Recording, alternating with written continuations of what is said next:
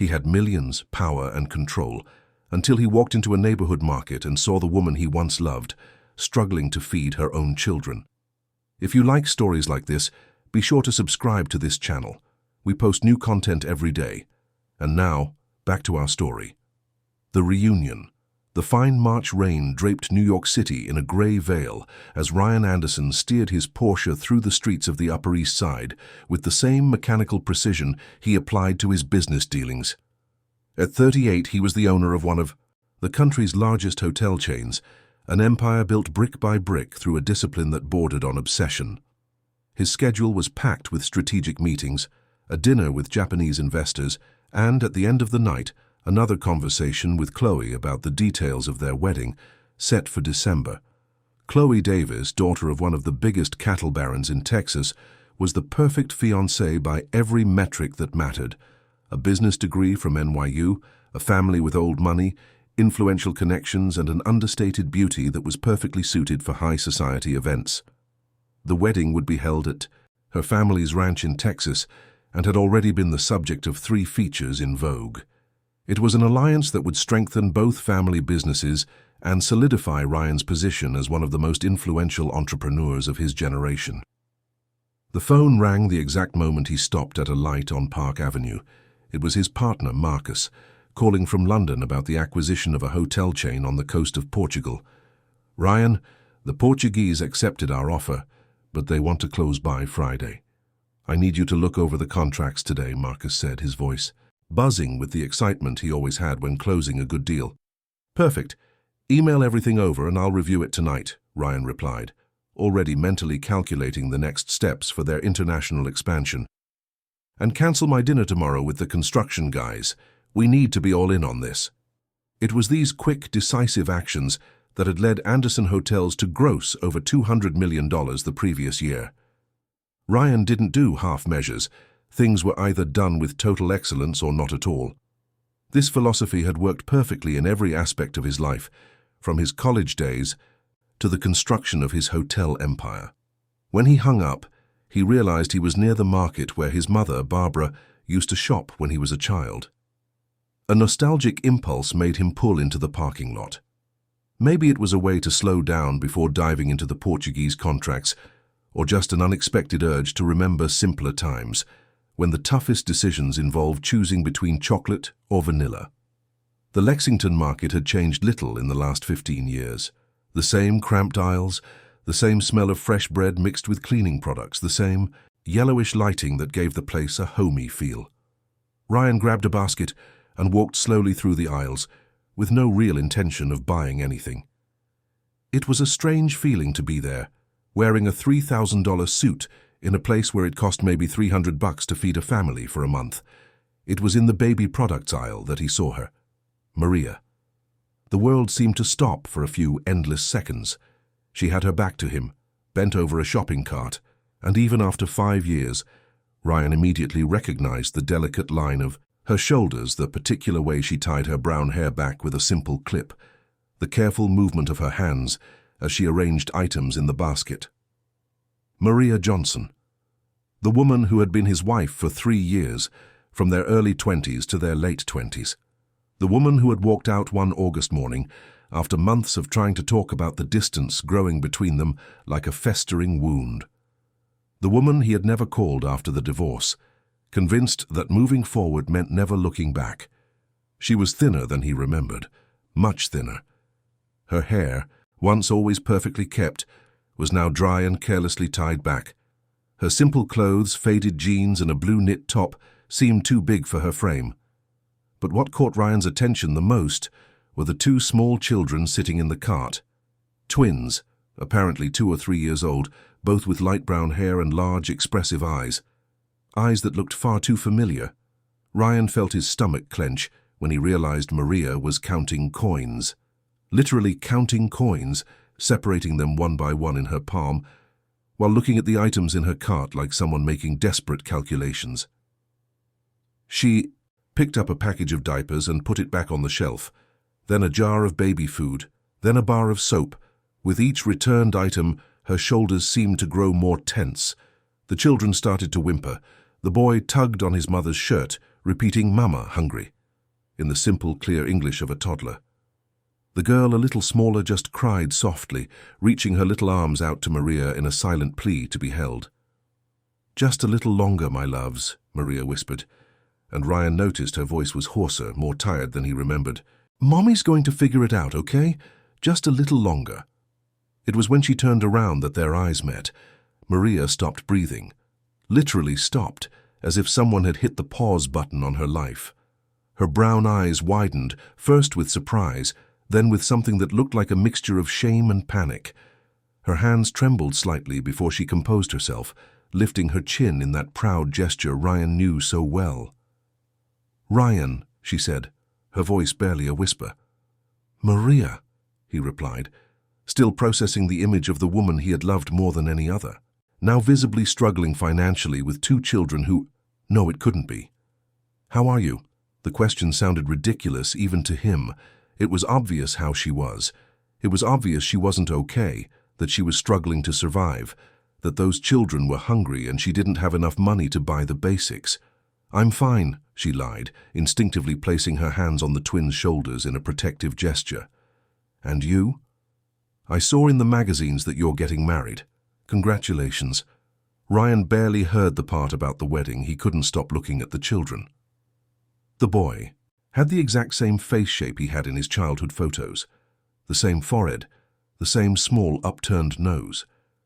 The girl had Maria's eyes, but something in her expression reminded him of his younger sister, who had died when he was still a teenager. "Are they your kids?" he asked, though the answer was already pounding in his head like a deafening alarm. Maria hesitated, just for a second, but it was long enough for Ryan to know the truth before she even opened her mouth. "They are," she said simply. "How old are they?" 2 years and 8 months. Ryan did the math quickly. The divorce had been finalized in April 3 years ago, but they had met a few times after that. Frustrated attempts at reconciliation, nights when loneliness spoke louder than pride, encounters filled with nostalgia, and an intimacy that had never really disappeared. The last time had been in July, exactly 9 months before the children's likely birth. "Maria," he said, his voice deeper, more intense. "Are they mine?" She closed her eyes for a moment, as if gathering the courage to break a dam that had been holding back turbulent waters for years. "They are." The words fell between them like a bomb. Ryan felt the floor disappear from under his feet. Children. He had children.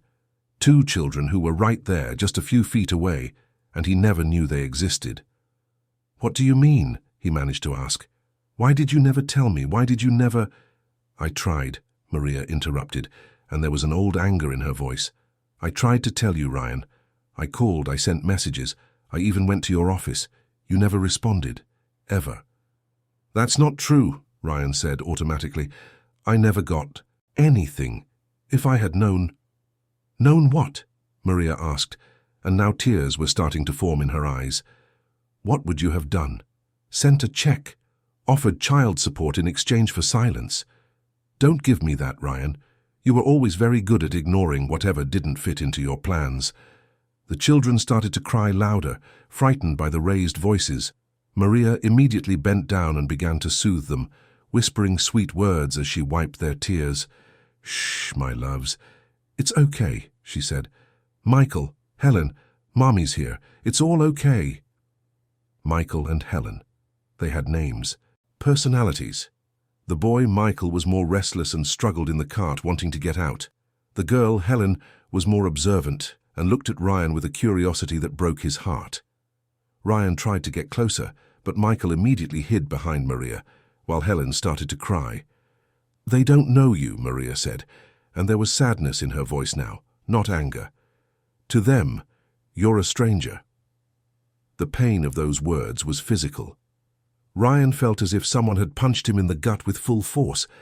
His children, his own children, didn't know him, were afraid of him, hid when he approached. "Maria," he said, his voice cracking, "I swear I never got any message from you. If I had known, if I had the slightest idea—" "It doesn't matter anymore," she said, composing herself and going back to counting her coins. "They're fine, we're fine, we don't need anything. but it was obvious they did. Ryan looked at the half-empty cart, the worn-out clothes, Maria's thin face, the children who were clearly hungry. They weren't fine. They were surviving, but they weren't fine. "Let me help," he said. "Please, let me at least pay for these groceries." "No," Maria answered firmly. "We don't need your charity." "It's not charity," Ryan said, trying to control his frustration. "They're my children, Maria. For God's sake, they're my children." People started to stare. The tone of their argument was drawing attention, and Maria became visibly embarrassed. She always hated being the center of attention, especially in uncomfortable situations. "Lower your voice," she whispered. "Please." Ryan took a deep breath, trying to calm down. There was so much he needed to understand, so many questions that needed answers. But there, in the middle of the market, with the children crying and people watching, was not the time or the place. "Give me your number," he said more quietly. "Please. We need to talk properly." Maria hesitated again. Ryan could see the conflict in her eyes. Part of her wanted to believe things could be different, but another, larger, more cautious part reminded her of all the failed attempts to contact him, of all the silences, of all the nights she cried alone while waiting for a call that never came. "It won't do any good," she said finally. "You have your life. I have mine. They're happy this way." "Happy?" Ryan glanced at the hungry children and Maria counting coins. "This is happy?" The question came out harsher than he intended, and Maria's face hardened immediately. "Don't you dare," she said in a low but firm voice. "Don't you dare judge how I raise my children. I may not have money, but they have love, they have presence. They have a mother who is here every single day, who sleeps less so they can sleep well, who eats less so they can eat more. That's more than you would ever give them." Ryan felt as if he'd been slapped. Maria was right, and they both knew it. During their marriage, he had always prioritized work. There was always a more important meeting, a more urgent deal, a trip that couldn't be postponed. Maria had tried to talk to him about it hundreds of times, and he always promised things would change after the next project, the next acquisition, the next milestone. But the next never came, and Maria left. "You're right," he admitted. "You're absolutely right. But I want to change that. I want to meet them. I want to learn how to be their father." Maria looked at him for a long moment, as if trying to decide whether or not to believe his words. 2 years and 8 months, she said. "That's how much time you've lost. First steps, first words, sleepless nights when they had fevers, dozens of dirty diapers, thousands of bottles. You missed all of it, Ryan. You can't get that back." "I know," he said, "but maybe we can start over." The children had stopped crying and were now watching the conversation with the intense focus that small children reserve for moments they sense are important, even without understanding why. Maria looked at Michael and Helen, then at Ryan, then at the coins in her hand. Ryan could see the internal battle she was fighting: pride versus need, distrust versus hope, self-preservation versus the desperate wish for things to be different. "Please," Ryan said one last time, "let me at least make sure they have food tonight, and then we'll talk. No rush, no pressure. Just talk." Maria closed her eyes and took a deep breath. When she opened them again, Ryan saw he had been given a chance. A single chance. "Okay," she said quietly, "but I'm paying you back. Every cent." "Whatever you want," Ryan agreed, though he knew he would never accept any repayment. He stepped back while Maria finished her shopping, adding back a few items she had returned. When they got to the checkout, Ryan discreetly handed his card to the cashier before Maria could protest. The total was less than $200, an amount Ryan would spend on a single bottle of wine at dinner. For Maria, it obviously represented the difference between her children eating or going hungry. When they left the market, Ryan helped carry the bags to her car, a used Chevy, Cobalt, with a few dents and a cracked rear window. He helped install the car seats while Maria organized the groceries in the trunk, both of them working in silence. "My number hasn't changed," Maria said when they were done. "Same one as always." Ryan nodded. He still had the number memorized even after all these years. "I'll call," he promised. "Tonight." Maria got in the car and started the engine. It coughed a few times before turning over.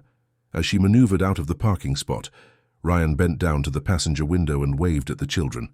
Michael ignored him completely, but Helen, after a few seconds of hesitation, lifted a tiny hand and waved back. It was a simple, innocent gesture that lasted less than 2 seconds, but it was enough for Ryan to know that his life had just changed forever. As he watched the car disappear into the heavy afternoon traffic, a single question hammered in his mind. If Maria had tried to contact him and he never got anything, who had intercepted her messages, and why? Ryan drove back to his office in a state of shock. His hands trembled slightly on the steering wheel as he processed everything that had happened in the last 2 hours. Children.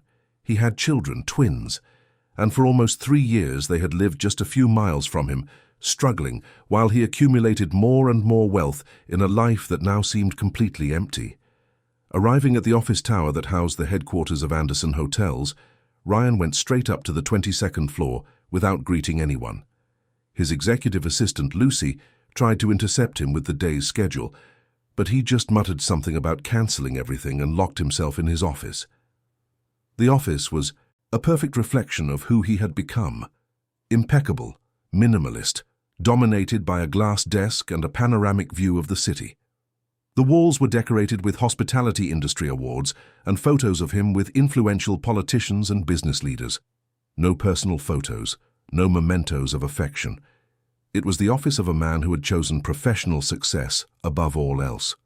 Ryan poured himself a whiskey, something he normally only did after 7 p.m., and tried to organize his thoughts. Maria said she had tried to contact him several times, but he had never received a call from her, never seen an email, never been told she had come to the company. The first thing he did was call Lucy. "Lucy, I need you to check something for me. Between July and December 3 years ago, was there any contact from a Maria Johnson? Calls, emails, attempts to schedule a meeting?" "Maria Johnson?" Lucy repeated the name, obviously trying to remember. "Your ex-wife?" "That's her." There was a pause on the other end of the line. "Mr. Anderson, I'll check the records, but I vaguely remember a few calls. I think Mrs. Anderson instructed me not to bother you with them. She said they were just unresolved issues from the divorce." Ryan felt the blood run cold in his veins. "My mother?" "Yes, sir. She said any contact from Maria should be directed to her, that you didn't want to be disturbed." Ryan hung up without saying goodbye. His hands were shaking as he dialed his mother's number. Barbara Anderson always answered on the first ring, as if she were constantly expecting important calls. "Ryan, dear, what a surprise to hear from you in the middle of the afternoon. Is something wrong?" "Mom, we need to talk now." "Of course. Sweetie." "About what?" "If it's about the engagement party menu, I've already sorted everything out with Chloe. It's going to be lovely. You'll adore it." "Mom," Ryan interrupted, trying to control his tone. "It's about Maria." The silence on the other end of the line was telling. Barbara Anderson was never silent. She always had a ready answer, a comment, an observation. Silence meant she knew exactly what Ryan was talking about. "Oh," she said finally. "You found out?" "Found out what exactly?" "Ryan, come home. This isn't a conversation for the phone." "Mom, answer me now. Did Maria try to contact me 3 years ago?" Another silence. "Yes," she admitted. "She did." "And you intercepted her?" "I protected you," Barbara said, her voice turning defensive. "You were rebuilding your life, Ryan. You were recovering from the divorce, focusing on the business, maturing. She was only going to get in the way." Ryan closed his eyes and counted to 10 before responding. "Get in the way of what, Mom?" "With the children," Barbara said, as if it were obvious. "She wanted you to know about the children, and you thought you had the right to hide that from me." "I thought I was protecting you," she exploded. "Ryan, you were a 25-year-old kid who had just gotten divorced and was trying to build a company. Children would mean responsibilities you weren't ready for. They would mean her back in your life. They would mean complications you didn't need. It wasn't your decision to make." "Yes, it was," Barbara yelled back. "I'm your mother. My job is to protect you, even when you don't realize you need protecting." Ryan hung up and threw the phone against the wall. The device shattered, leaving a mark on the white paint. 3 years. 3 years of his children's lives lost because of his mother's interference. 3 years in which Maria raised 2 children alone, struggling, while he amassed more millions and planned a wedding to a woman he didn't even truly love. He needed to see Maria again. He needed to understand everything. He needed to meet his children. Ryan grabbed another phone from his desk drawer and dialed the number he still knew by heart, even after all these years. Maria answered on the 4th ring, her voice cautious. "Hello? Maria, it's me. Ryan, I was wondering if you were actually going to call. Can I see you tonight? I need to explain something." There was a pause. Ryan could hear the sound of the children in the background and the homey noise, dishes being washed, a cartoon on TV, contrasted painfully with the cold silence of his office. "They'll be asleep in an hour," she said finally. "If you want to come over after—" "I'll send my driver to pick you up," Ryan offered. "No," Maria said quickly. "Come here, but come alone. No driver, no entourage, and don't introduce the kids as yours to anyone, not yet." Ryan wrote down the address. An apartment building in Astoria, Queens, a lower middle-class neighborhood, mostly inhabited by college students and young families. It was the kind of place he had never set foot in, except maybe while passing through on his way to somewhere more important. Traffic was heavy when he left the office at 6, driving his own car for the first time in months. Normally, Carlos, his driver, took him everywhere while he worked in the back seat. Driving gave him a strange sense of freedom, and at the same time vulnerability. Maria's building was on a narrow street surrounded by similar buildings, constructions from the 80s, well-maintained but without any luxury. Ryan parked on the street and watched the neighborhood activity. Kids playing on the sidewalk, neighbors chatting from their windows, an old man watering plants on his balcony. It was a world completely different from the gated community where he lived, with security guards, automatic gates, and perfectly manicured gardens. Maria lived in apartment 3B on the 3rd floor. Ryan took the stairs, breathing in the familiar smell of an old building, a mix of cleaning products, home-cooked meals, and the echo of many families living their lives in small spaces. When she opened the door, Ryan saw that Maria had showered and changed. She was wearing dark jeans and a simple white shirt, and her hair was pulled back in a low ponytail that made her face look cleaner. She was more beautiful, more like the woman he remembered, but still visibly thin and tired. "Hi," she said softly. "Hi." The apartment was small but tidy. A living room that doubled as a dining area, with a faded blue sofa, a simple wooden table, and a small TV. The walls were decorated with children's drawings taped up, and a few photos of the kids in cheap frames. It was a humble home, but it was definitely a home, something warm and alive that contrasted with the modern coldness of Ryan's penthouse. Michael and Helen were on the living room floor, playing with colorful building blocks. When they saw Ryan, they reacted just as they had in the market.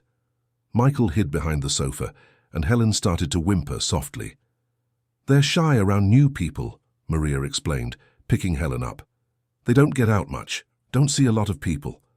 Ryan sat on the edge of the sofa, trying to seem less intimidating, but it was clear that to 2.5-year-old children, a 6-foot-tall man in an expensive suit was a frightening figure.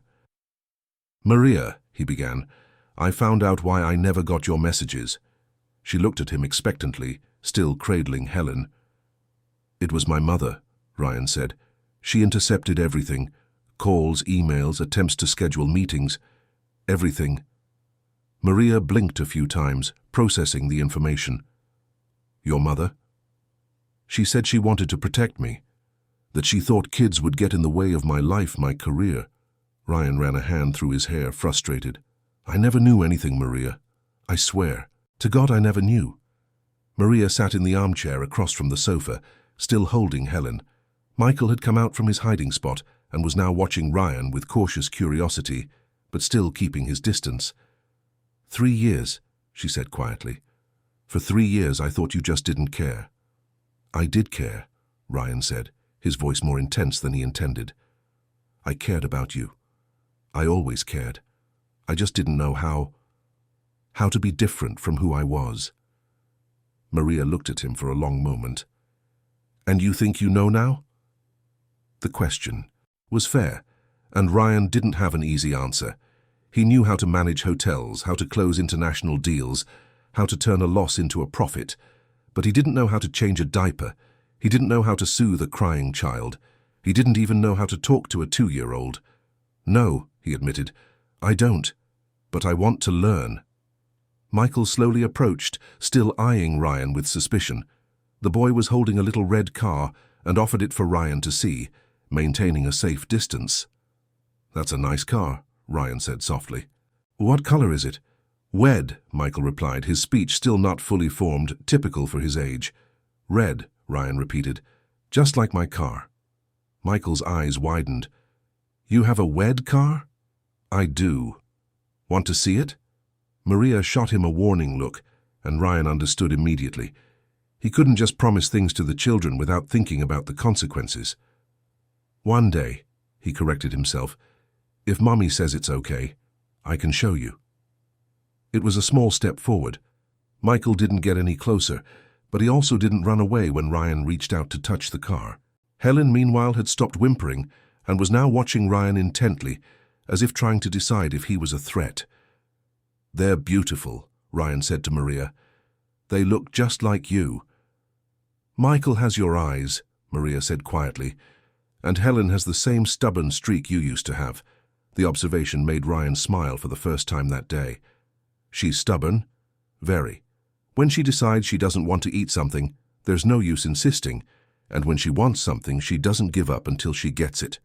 Ryan watched Helen, who had now wriggled out of her mother's arms and sat on the floor, still observing him closely. There was something in her expression, a quiet determination, that really did remind him of his family. "Maria," he said, "I know we made mistakes. I know I made mistakes.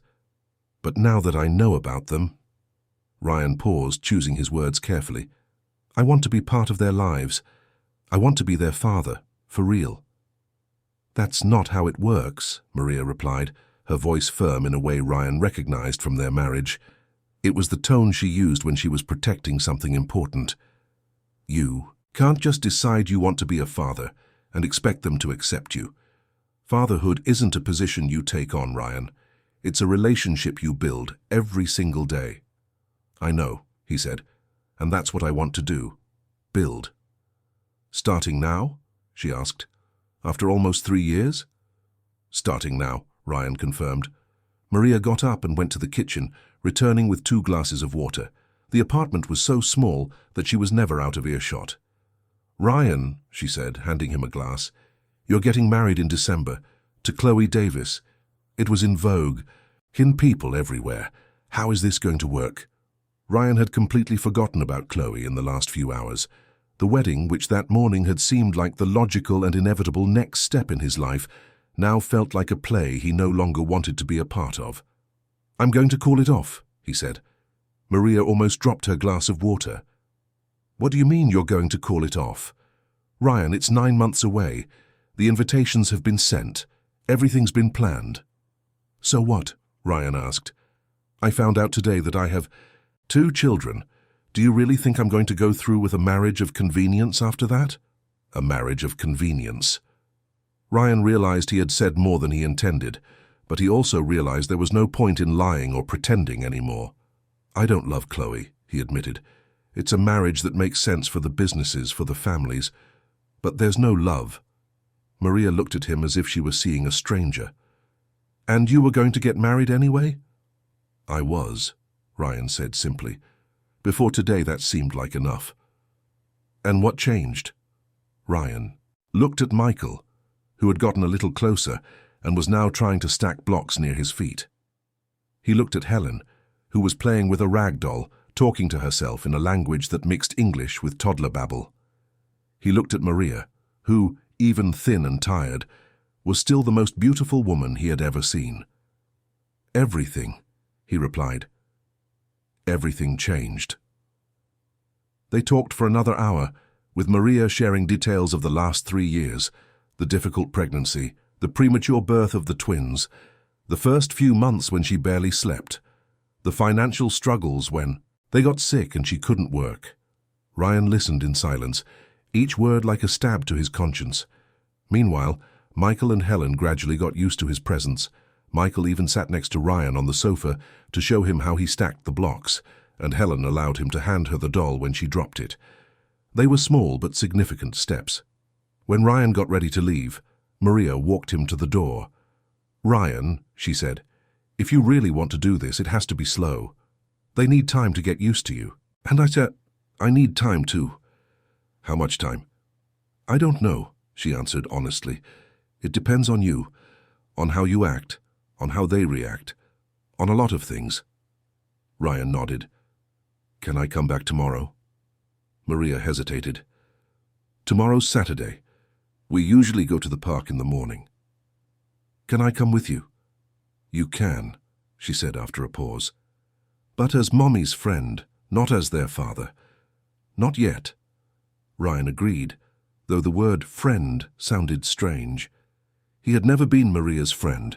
He had been her boyfriend, fiancé, husband, ex-husband, but never her friend, maybe. It was time to start there. Driving back home, Ryan called Chloe. She answered on the second ring, her voice as cheerful as ever. "Ryan, so good to hear from you. I was just looking at bouquet options with the wedding planner. There are some gorgeous things." "Chloe," he interrupted gently, "we need to talk." "Talk? About what? If it's about the ceremony music, I already told you that you can choose." "It's about the wedding," Ryan said. "I need to see you tomorrow. It's important." There was a pause on the other end of the line. Chloe was smart, and realized Ryan's tone wasn't about party details. "Okay," she said more seriously. "Where do you want to meet?" "My apartment, in the morning." "Ryan, you're worrying me. Did something happen?" Ryan looked out the car window at the illuminated city, thinking of Michael and Helen sleeping in their small beds, of Maria probably still awake, laying out clothes for the next day. "Yes," he said, "it did."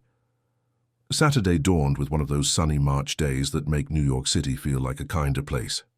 Ryan woke up at 5 a.m., his usual time even on weekends, but for the first time in years he didn't immediately check his work emails.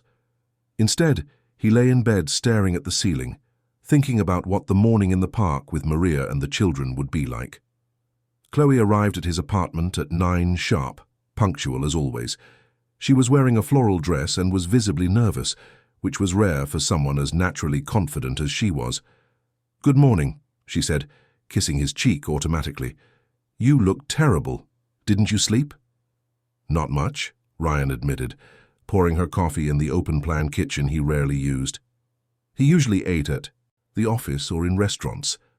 "Chloe, sit down, I need to tell you something." She sat on a high stool at the counter, crossing her legs elegantly.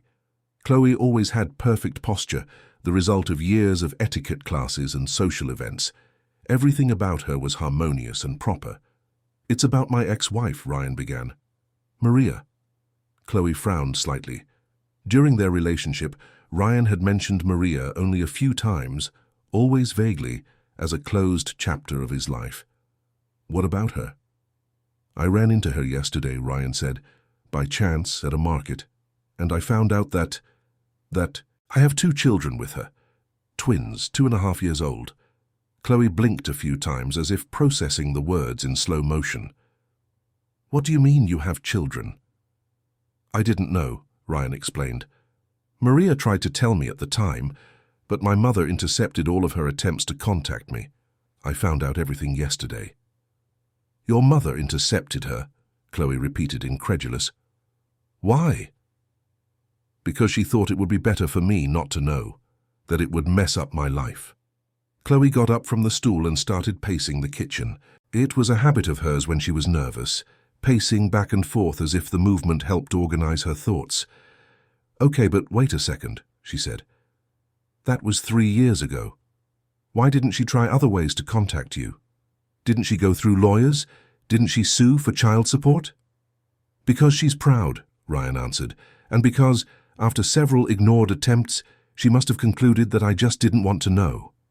"And do you?" Chloe asked, stopping her pacing to face him. "Want to know, I mean, to be a part of these children's lives?" "I do," Ryan said without hesitation. "Very much."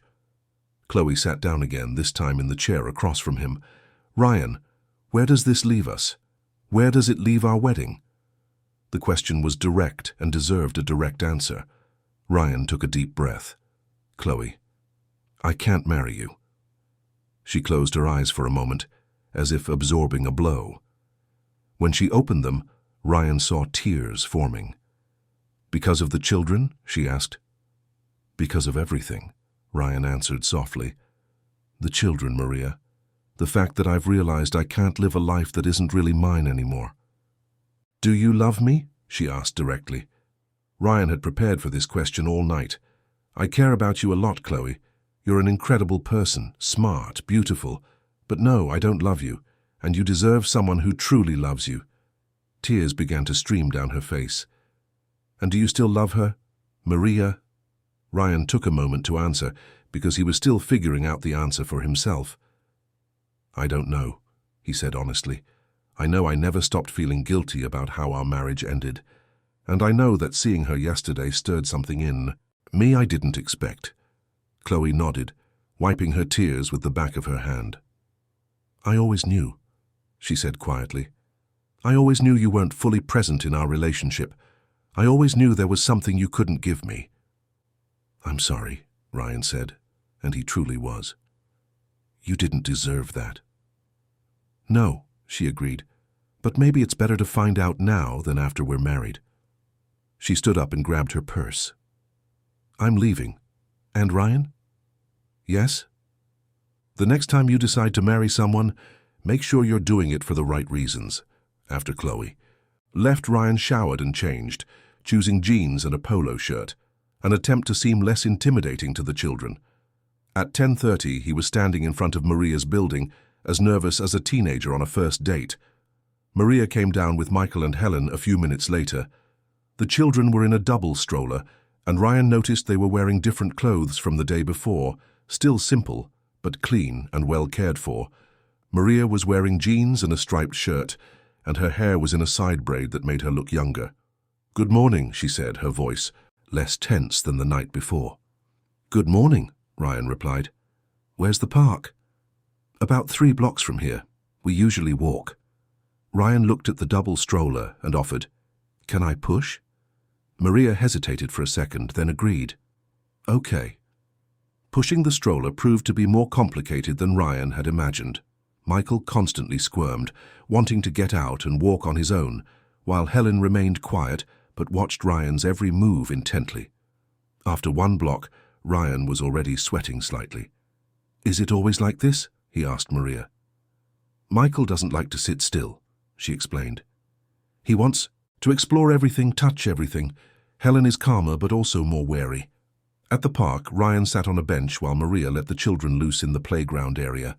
It was a small but well-maintained park, full of families enjoying the Saturday morning. Ryan watched other children playing with their fathers, men pushing swings, teaching them how to use the slide, chasing them on the seesaw. It all seemed so natural for them, so instinctive. Ryan felt completely lost. "Do you want to try?" Maria asked, sitting next to him. "Try what?" "Playing with them." Ryan looked at Michael, who was trying to climb a play structure that was obviously too high for his age. "I don't know how." "No one is born knowing," Maria said. "You learn by doing." Ryan stood up hesitantly and walked over to where Michael was. The boy stopped climbing when he saw him approach. "Hi, Michael," Ryan said, crouching down to his level. "Isn't that a little too high?" Michael looked at the structure, then at Ryan, and nodded. "Too high." "Want to go on the swings?" Ryan suggested, pointing to the smaller swings. Michael considered the offer and finally agreed. Ryan took him to the swing and helped him sit, but when he tried to push, Michael started to cry. "Gently," Maria called from the bench. "Really gently." Ryan lessened the force of his push, and Michael stopped crying. In fact, after a few minutes, the boy started to laugh, a loud, clear laugh that did something strange to Ryan's chest. It was the first time he had heard his son's laugh. Helen, who had been playing in the sandbox, watched the scene with interest. When Ryan finished pushing Michael, she approached timidly and pointed to the swing next to him. "Helen wants a turn too," Ryan asked. She nodded, but when Ryan tried to lift her, she shrank back. Maria came over and placed Helen on the swing. "She needs more time," Maria explained. "She doesn't warm up to new people quickly." Ryan pushed Helen even more carefully than he had with Michael. She didn't laugh like her brother, but she didn't cry either. It was progress. After the park, Maria suggested they get ice cream. Ryan offered to pay, and this time Maria accepted without much protest. At the ice cream shop, Ryan watched, fascinated, as Maria managed two small children simultaneously, wiping faces, preventing ice cream from dripping on their clothes, negotiating flavors, maintaining an infinite patience. "How do you do this alone?" he asked when they finally managed to sit down. "You get used to it," Maria replied, wiping Helen's face for the third time. "It was really hard at first, especially when they were babies and woke up at different times. There was a period when I was sleeping 2 hours a night." "And work?" Ryan asked. "How did you manage to work?" Maria was silent for a moment. "At first my neighbor, Mrs. Carmen, helped watch them while I did freelance graphic design work. But when they got sick, pneumonia last winter, I had to stop working to take care of them. And then," she paused, "then things got difficult." "Difficult how?" Ryan asked, though he already knew the answer. "No money," Maria said simply. "Couldn't pay rent, buy food, medicine. We had to move to a smaller apartment. I sold everything I had of any value. And even then," she looked at the children, who were focused on their ice cream. "Sometimes there wasn't enough food for the three of us." Ryan felt a physical, visceral anger. Not at Maria, but at himself, at the situation, at the mother who had made a decision for him without his consent. His children had gone hungry while he amassed millions. "Maria," he said, "let me help. Financially. At least until you can get back on your feet." "Ryan." "It's not charity," he interrupted. "They're my children. It's my responsibility." Maria looked at him for a long moment. "Okay," she said finally, "but on one condition." "What's that?"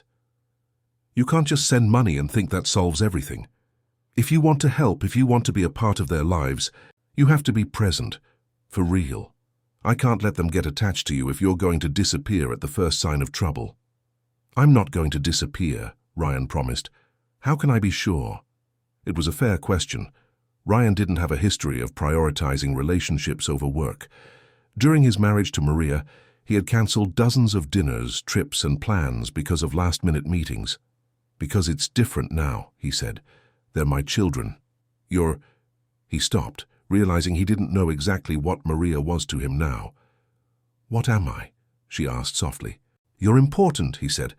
"The three of you are the most important people in my life." Michael chose that exact moment to drop his ice cream on the floor. He started to cry, and Ryan instinctively got up to clean the mess, grabbing napkins and crouching down to comfort the boy. "Don't cry," he said, wiping the floor. "We'll get you another one." Michael stopped crying and looked at Ryan with surprise, as if he hadn't expected him to help. "Thank you," the boy said quietly. It was the first word Michael had directed specifically at Ryan, and the impact was unexpected.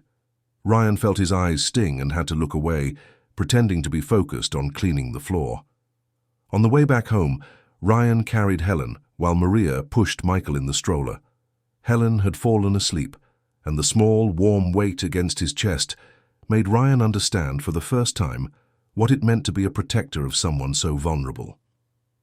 "Ryan," Maria said when they reached her building, "tonight I need to talk to my mum. Tell her about you." "How do you think she'll react?" "Badly," Maria admitted. "She never really liked you. Thought you treated me like a second priority." She was right. Maria looked at him with surprise. "You've never admitted that before." "I couldn't see it before," Ryan said. "I can now." After Maria went upstairs with the children, Ryan sat in his car for a few minutes watching the street. His phone rang. It was his mother calling for the 5th time since that morning. He had ignored all the previous calls, but he knew he couldn't avoid the conversation forever. "Mom! Ryan! Finally! Where are you? I've been trying to call you all morning." "I'm dealing with the consequences of..." Your decisions, Ryan said coldly. What's with that tone? Ryan, you're being overly dramatic. Come home, let's talk calmly. There's nothing to talk about, Mom. You lied to me. You hid the existence of my children from me. There's no justification for that. Yes, there is, Barbara shouted. You were so young, you were just starting the company. That girl was only going to complicate your life. That girl has a name, Ryan said, and those children are your grandchildren. There was a tense silence on the other end of the line. Ryan, Barbara said, trying a more conciliatory tone, you can't throw your life away because of a past mistake. Think about Chloe, think about the wedding, think about the future you planned. I called off the wedding, Ryan said. The silence this time was even longer. You called off what? The wedding with Chloe. It's over, Mom. And I want you to stay away from me, away from Maria, and away from my children, until I decide if I can ever trust you again. Ryan, you're making the biggest mistake of your life.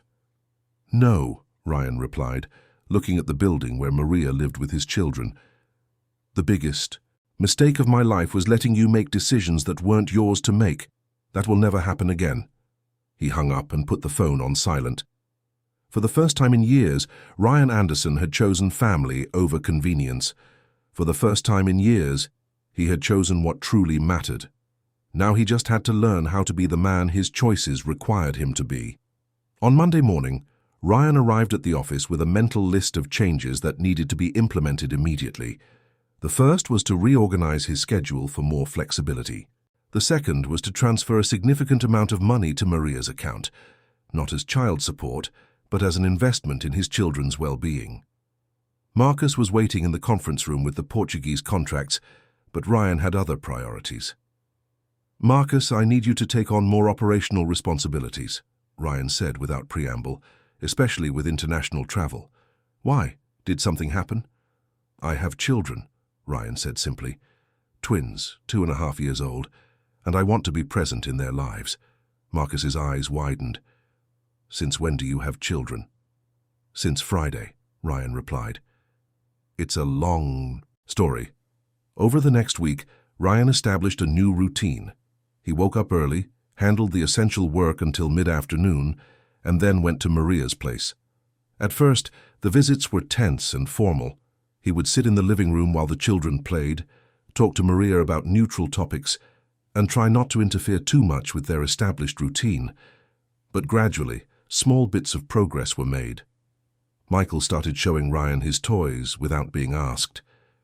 Helen allowed him to give her a cup of water when she asked for it.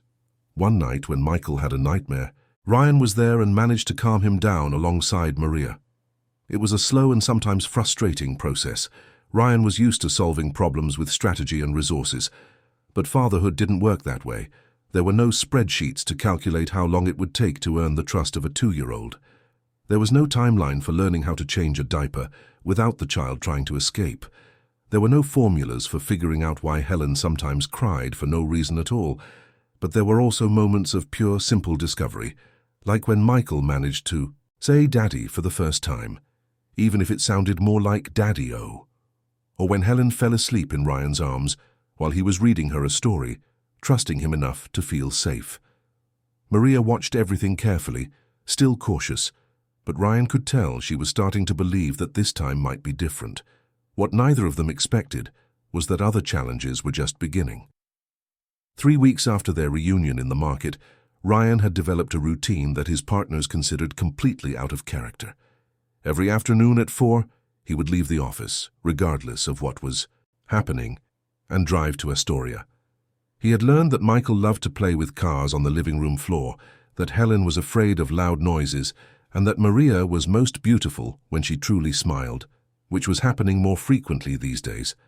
On this particular Tuesday, Ryan arrived at Maria's apartment just as she was opening the door to 2 elegant women he didn't initially recognize.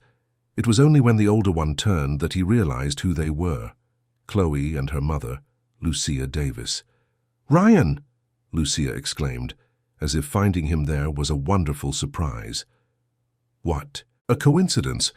We were just talking about you." Maria was visibly uncomfortable, holding Helen while Michael hid behind her legs. Chloe looked at Ryan with an expression that mixed hurt and determination. "Mrs. Davis," Ryan greeted politely. "Chloe, what are you doing here?" "We came to talk to Maria," Lucia said, walking into the apartment uninvited. "Woman to woman, you know, about this whole situation." Ryan felt his stomach tighten. "What situation?" "Oh, Ryan," Lucia laughed artificially. "Don't pretend you don't know. Everyone's talking. The cancelled wedding, you showing up here every day." She glanced around the small apartment with obvious disdain. "People are drawing conclusions." Maria was growing more and more tense.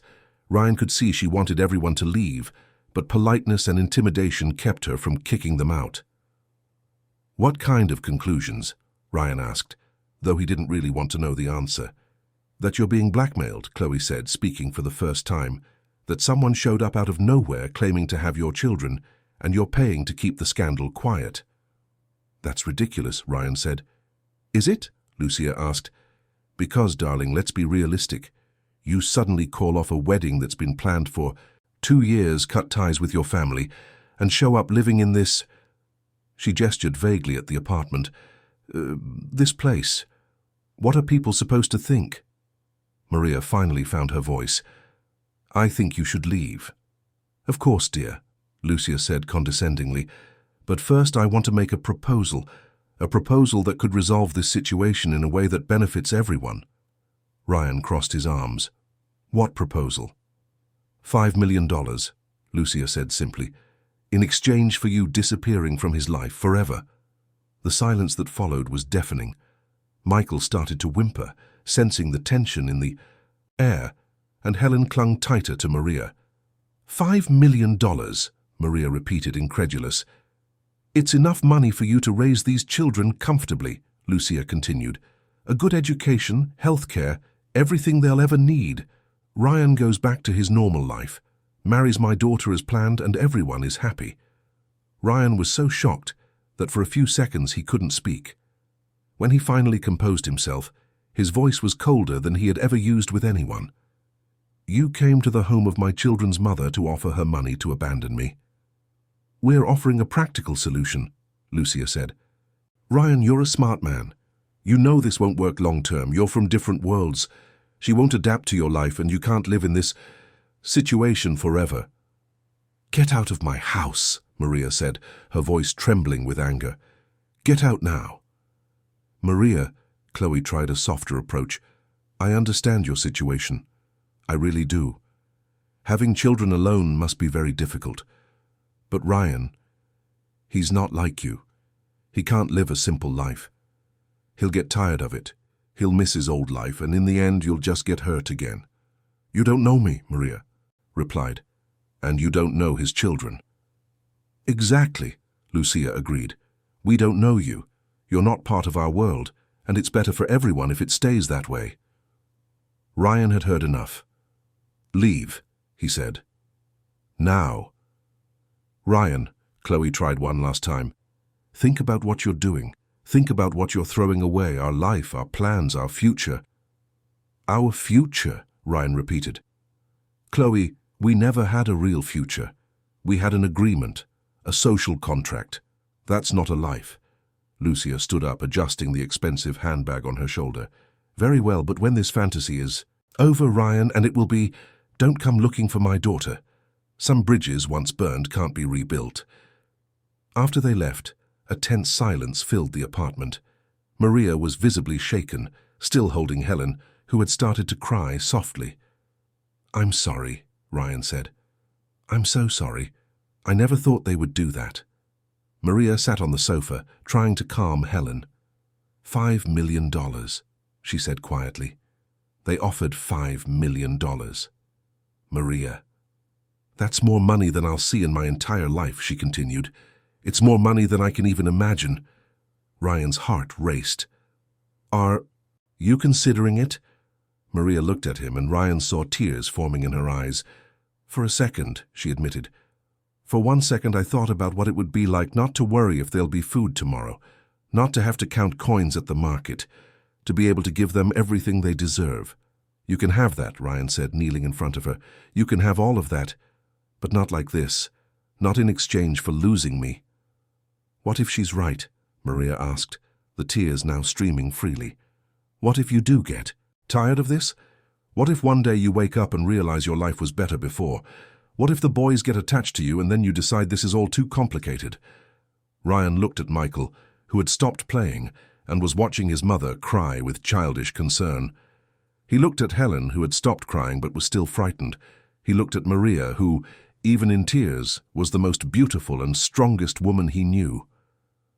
"Maria," he said softly, "do you remember why we got divorced?" She nodded, wiping her tears. "It was because I wasn't present. Because I always chose work, always had something more important, always postponed real life for later." Ryan took her hands. "I spent 3 years living exactly the life I chose. Wealthy, successful, respected. And it was empty. Completely empty." "Ryan?" "No," he interrupted. "Let me finish. These last few weeks, coming here every day, learning who Michael and Helen are, remembering who you are, they've been the most real weeks of my life. For the first time in years, I wake up wanting to get out of bed. For the first time in years, I have something that actually matters." Michael cautiously approached and offered a toy car to Maria, his childish way of trying to comfort her. "Look at him," Ryan said. "Look how he worries about you. Look how Helen hugs you when she's scared. You raised 2 incredible people, Maria. Alone, without any help, they're perfect." Maria smiled through her tears. "They're not perfect. Michael is stubborn, and Helen is a drama queen." "They're perfect to me," Ryan said, "and you're perfect for me." The words came out before Ryan realized he was going to say them. Maria looked at him with surprise. "Ryan?" "I still love you," he said. Now that he'd started, he couldn't stop. "I've always loved you. I just didn't know how to be the man you deserved. But I want to learn. I want to try again." Maria was silent for a long moment, looking at him as if trying to see past the words. "You're confusing gratitude with love," she said finally. "You're feeling guilty for the lost years and—" "No," Ryan interrupted. "I've loved you since I was 22, when you laughed at my ridiculous tie on our first date. I loved you when we got married. I loved you when you left, even if it took me a long time to admit it. And I love you now, seeing how strong you are, how you fight, how you love these children." Maria stood up and started pacing the room, still holding Helen. "Ryan, this is crazy. We've only known each other again for 3 weeks. You just got out of an engagement. You what?" "I'm scared," she admitted. "I'm scared to believe you again, and then have you leave. I'm scared to let them get attached to you, and then have to explain why Daddy doesn't come around anymore. I'm scared of falling in love again and finding out you're still the same man who left me alone to close business deals." Ryan approached her slowly. "I'm not the same man," he said. "And you can test me. You can test me every single day until you're sure." "How?" "Get sick," Ryan said. "Schedule something important on the same day I have a crucial meeting. See if I choose you. See if I choose them." Maria laughed despite her tears. "You want me to get sick on purpose? I want you to test me, until you're sure I've changed." Michael, who had watched the entire conversation without understanding, but sensing its importance, walked up to Ryan and tugged on his pants. "Daddy," he said clearly. "Mommy sad?" It was the first time Michael had called him Daddy consciously, and the impact was visceral. Ryan bent down and picked the boy up. "Mommy's not sad," he said. "Mommy's just thinking about important things." "Are you going away?" Michael asked, and the simple, direct question made Maria stop pacing. Ryan looked at Maria, then at Helen in her arms, then at Michael in his. "No," he said. "I'm never going away again." "Promise." "I promise." Maria sat back down on the sofa. "Ryan, you can't promise him that. What if something happens? What if—" "Nothing is going to happen," Ryan said. "Nothing that will make me leave." That night, after the children were asleep, Ryan and Maria sat on the tiny apartment balcony, drinking tea and talking quietly. It was the first time they had been alone since their reunion, and there was an intimacy in the air that they were both trying to navigate carefully. "Maria," Ryan said, "I know it's early to talk about this, but I want you guys to move somewhere better, a bigger apartment, a safer neighborhood." Maria shook her head. "Ryan, I can't accept that." Why not? Because if things don't work out between us, I won't be able to afford a place like that. And then I'll have to explain to them why we had to leave the nice house and go back to a small place. Ryan understood her logic, but he also saw beyond it. And if it does work out? If it does work out, we'll talk about it then. Okay, Ryan accepted. And what about us? How do you want this to work? Maria took a while to answer. Slowly, she said, finally. Very slowly. First, you need to completely earn their trust. Then mine. Then we'll see. How long do you think that will take? Maria smiled. As long as it takes. Ryan nodded. He was used to tight deadlines and defined goals, but for the first time in his life, he was willing to let something important happen at its own pace. Can I ask you a question? He said. You can. During these years, did you date anyone, get involved with anyone? Maria looked at him with surprise. Ryan, I had 2 babies and I was broke. When would I have had the time or energy to date? I don't know, I just wanted to know if there was someone. There was, Maria said, and Ryan felt a pang of irrational jealousy.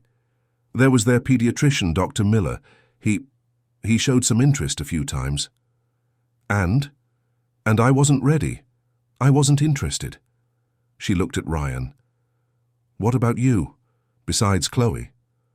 No one, Ryan answered honestly.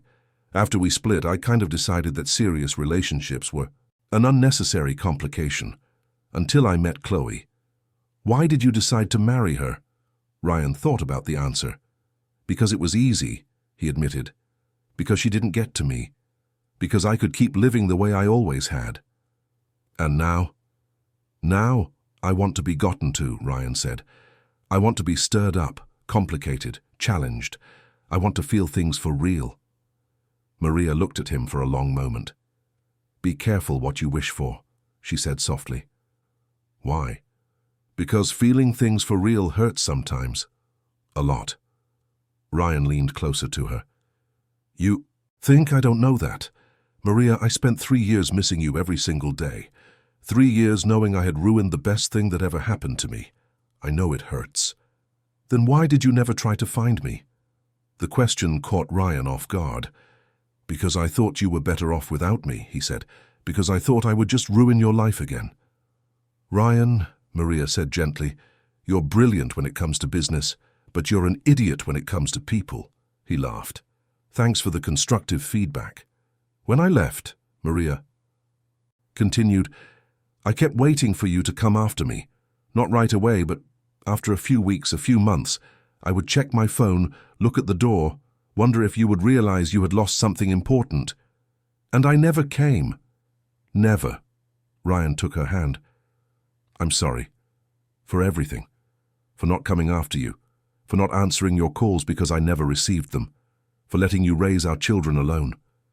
Maria laced her fingers with his. The part about raising them alone. It was hard, but it was also special. It was just me and them against the world. We learned how to get by, how to be strong. I wouldn't change that.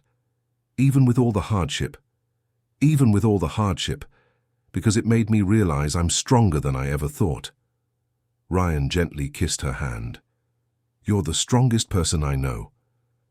They sat in silence for a few minutes, just holding hands and looking out at the lit-up city. It was a simple moment, but it was charged with possibility. Ryan, Maria said finally, if we're going to try again, it has to be different. It can't be like before. How do you want it to be? Real, she said, honest. No games, no pretending problems don't exist, no sacrificing family for work. If there's a problem, we face it together. If we fight, we talk it out. If we're scared, we admit it and work through it. That sounds terrifying, Ryan admitted.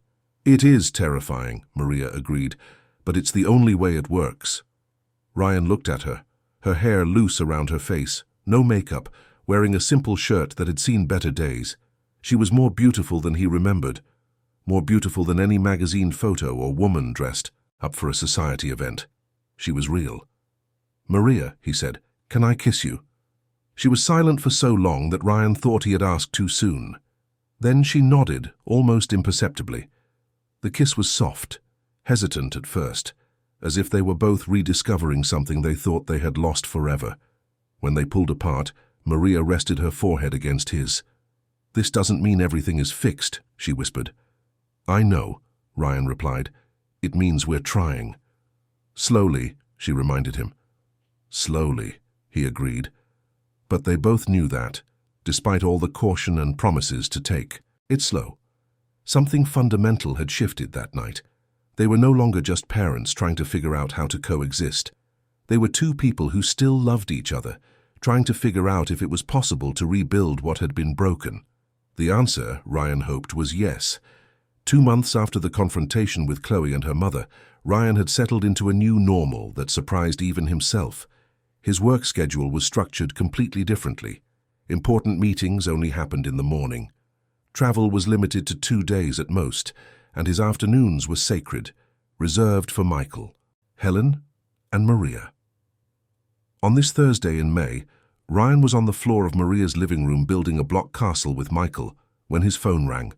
It was Marcus, calling from the office with an obvious urgency in his voice. "Ryan, we have a situation here that needs your immediate attention." "What kind of situation?" Ryan asked, still helping Michael balance a particularly ambitious tower. "The Japanese investors backed out of the deal.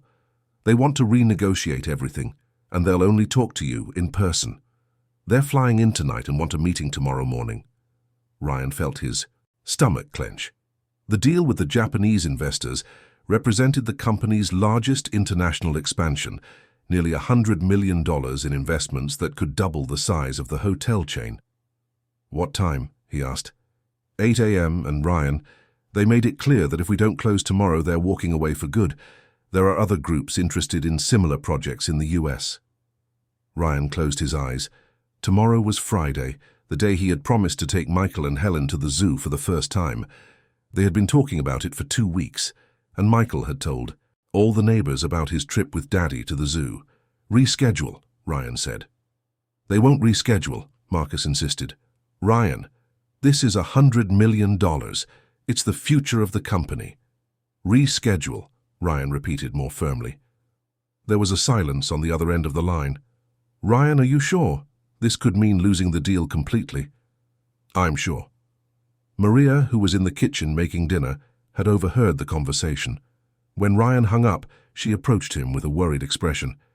"Ryan, if it's important—" "It's not more important than them," Ryan said, pointing to Michael and Helen. "Nothing is more important than them." "But $100 million. "It's just numbers in a bank account," Ryan said. "Michael had a nightmare last week, and when I asked him what he was dreaming about, you know what he said?" Maria shook her head. "That I had left and never come back. That the zoo was closed forever and I wasn't there to open it." Ryan took Maria's hand.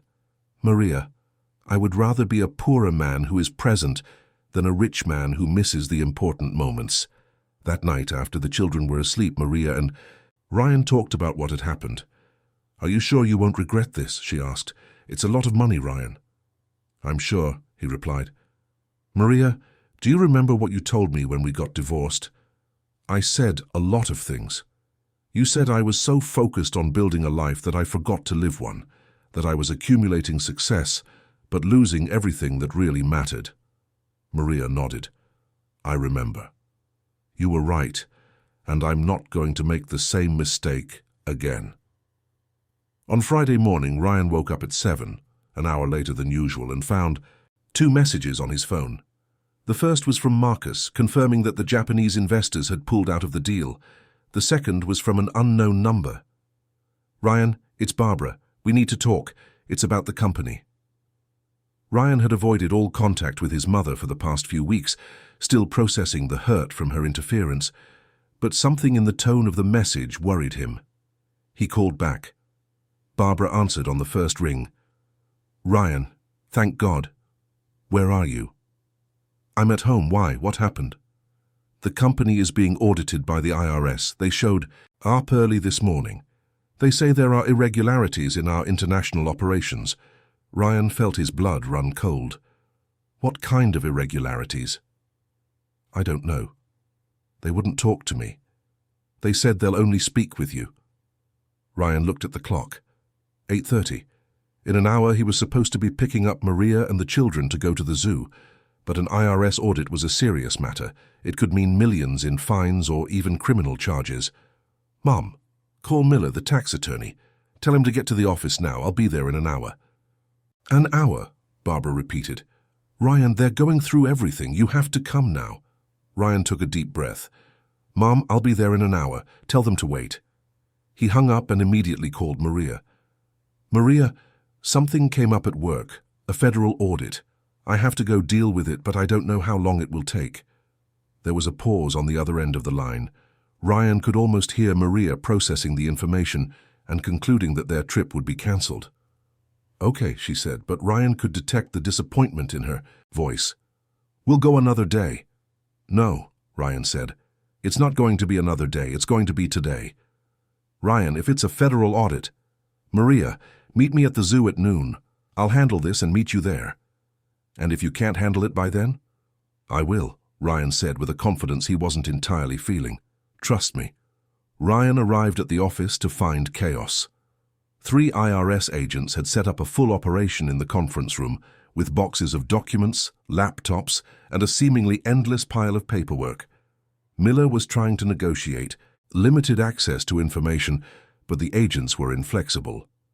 "Mr. Anderson," the lead agent, a man in his 50s with glasses and a stern expression, introduced himself. "I'm Agent Collins. We need to clarify some discrepancies in your international operations." "What kind of discrepancies?" "Transfers to overseas accounts that don't match revenue reports, investments in undeclared tax havens, suspicious movements that could constitute tax evasion." Ryan's stomach sank. He knew exactly what the agent was talking about, operations his mother had coordinated years ago when she was still actively involved in the company's financial management. "Agent Collins," Ryan said, "may I have access to the specific documents in question?" For 2 hours, Ryan and Miller worked to understand the irregularities. It became clear that they were old operations, carried out when Ryan was still learning the tax aspects of the business and trusted his mother's management completely. Nothing criminal, but definitely poorly documented and potentially costly.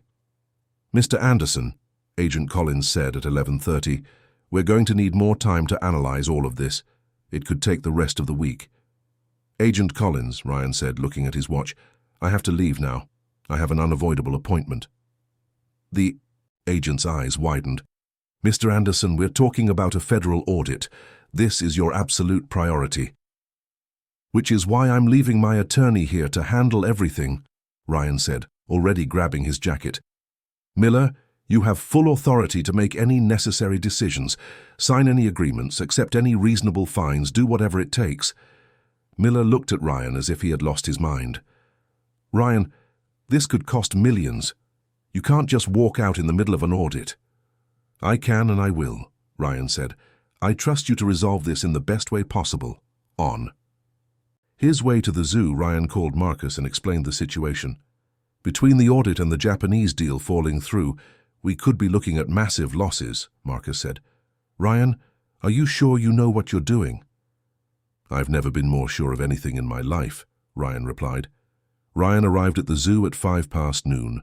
Maria was at the entrance with Michael and Helen, and from her expression, it was obvious she hadn't really expected him to show up. "You came," she said, genuine surprise in her voice. "I said I would," Ryan replied, bending down to greet the children.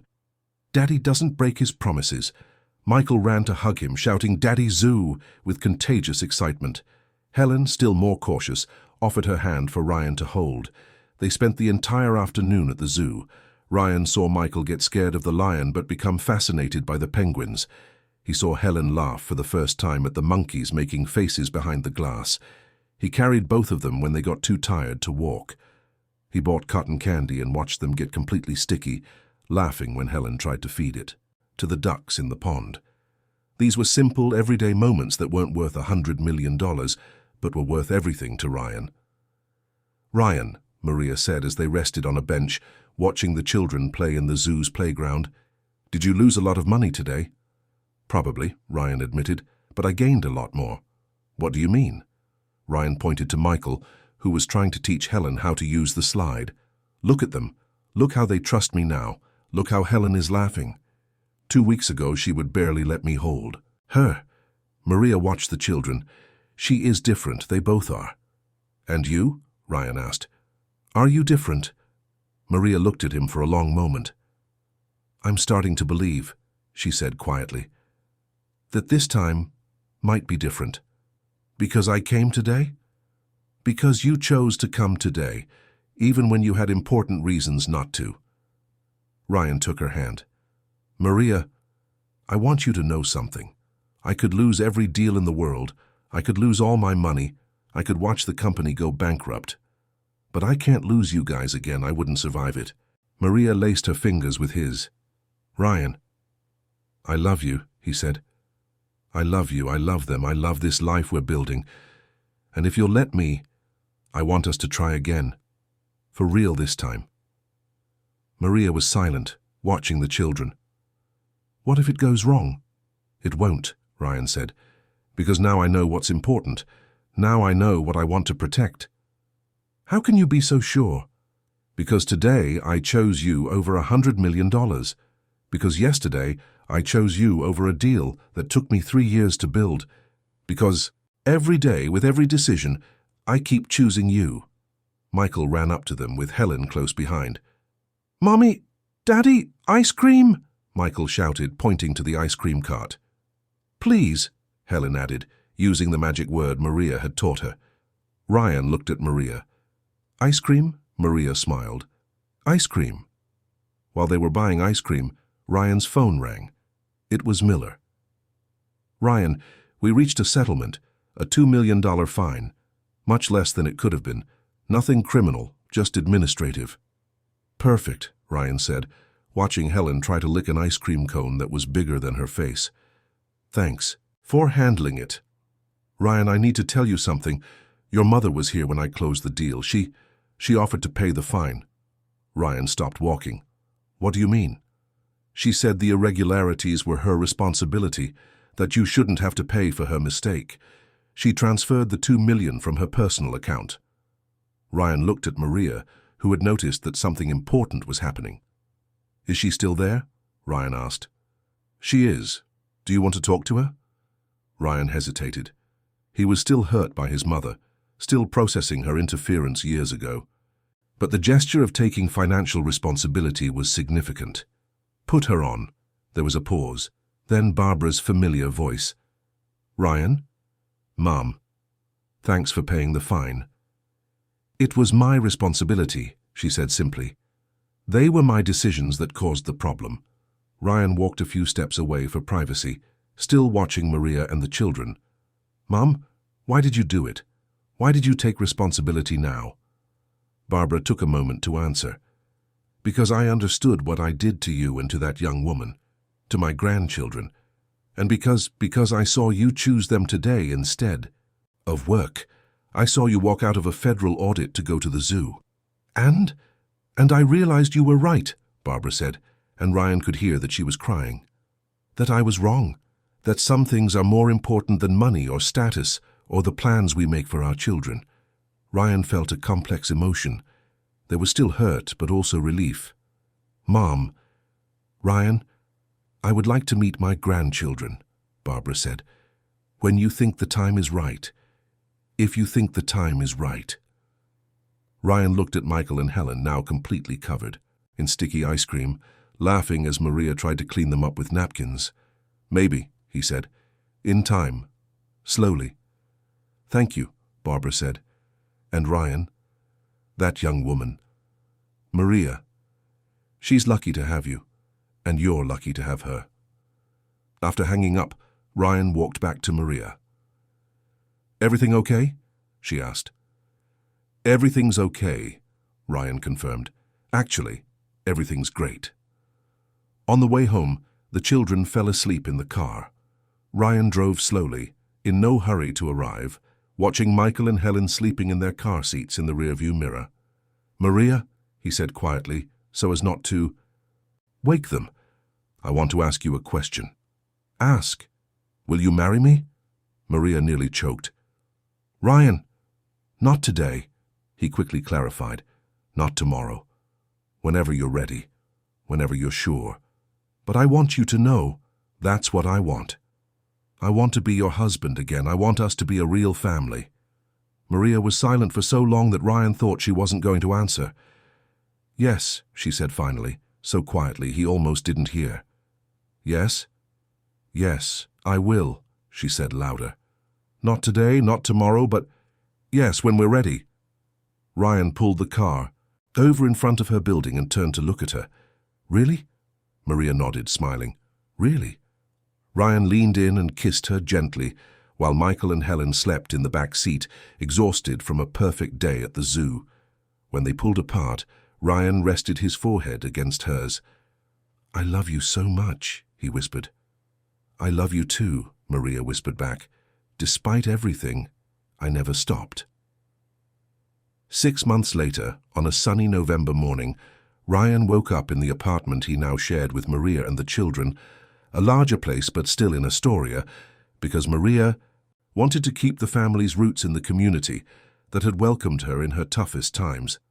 Michael and Helen ran into the room, as they did every morning, jumping on the bed and fighting for space on their parents' laps. "Daddy, Mommy, breakfast," Michael announced. "Please," Helen added, always more polite. Ryan looked at Maria, her hair messy, no makeup, wearing a simple nightgown. She was more beautiful than she had ever been in the magazine photos when he was engaged to Chloe. "Good morning, Mrs. Anderson," he said, kissing her forehead. "I'm not Mrs. Anderson yet," Maria laughed. "The wedding is 2 months away." "You are in my heart," Ryan said, and Michael made a face. "Ew, gross," the boy said, making Helen giggle. "You'll understand when you're older," Maria said, tickling them both. Ryan got up to make breakfast, something he had learned in recent months and which had become his daily responsibility. As he made pancakes, he listened to Maria talking with the children about their plans for the day. The park in the morning, lunch with Grandma Barbara, who had become a devoted grandmother after an initial adjustment period, and watercolor painting in the afternoon.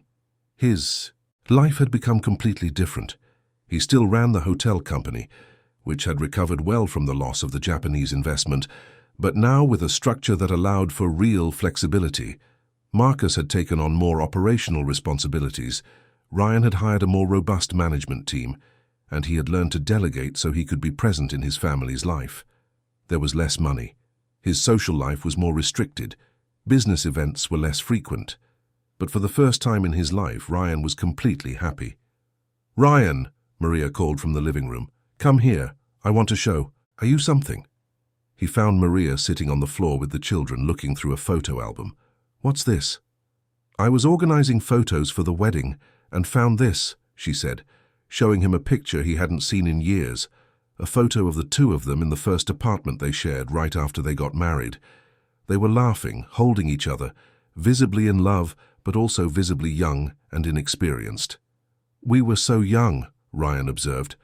"We were," Maria agreed. "And we didn't know how to make it work." Ryan sat down next to her, and Michael immediately climbed into his lap. "And now we do?" "Now we know it's not about knowing," Maria said. "It's about choosing. Every day choosing family, choosing love, choosing to be present. Even when it's hard. Especially when it's hard." Helen snuggled into Maria's lap and pointed to a more recent photo, the 4 of them at the zoo on the day Ryan had chosen his family over his business. "Daddy, Mommy, family," she said, using one of the few complete sentences she could form. "That's right, sweetie," Maria said, kissing the top of her daughter's head. "Family."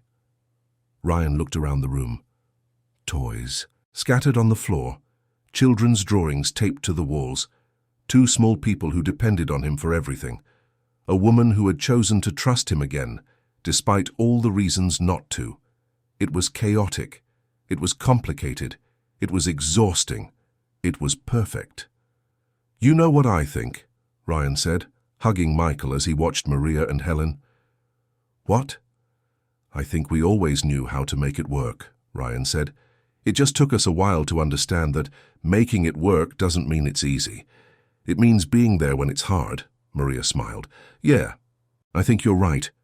Michael shifted in Ryan's lap and pointed to the window where it was starting to rain. "Rain," he observed. Yep, Ryan said. It's raining. But we're inside. Together. Safe. It was a simple but fitting metaphor.